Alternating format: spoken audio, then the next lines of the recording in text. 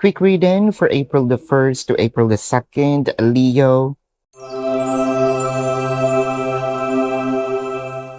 Your cards are the Four of Swords, the Five of Swords, and the High Priestess. Ngayon meron ng movements. I feel like naging complacent, no, itong inyong connection ni person.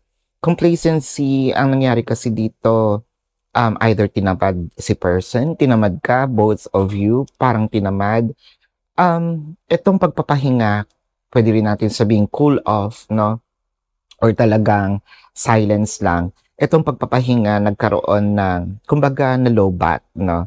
So, na-rejuvenize uli. Nagkaroon ng energy, kumbaga, nagkaroon ng charge. Nandito yung way of, parang si person makikipag-connect uli sa'yo. Nakikita din naman natin na somehow na-foresee natin ito na mangyayari uli. Parang meron tayong mga plans, no? Kumbaga, bago ito mangyari, meron na tayong gut feeling and parang meron tayong mga gagawin. Kung ano man itong mga plano natin na nasa isip, I think that this is going to happen because the High Priestess is here.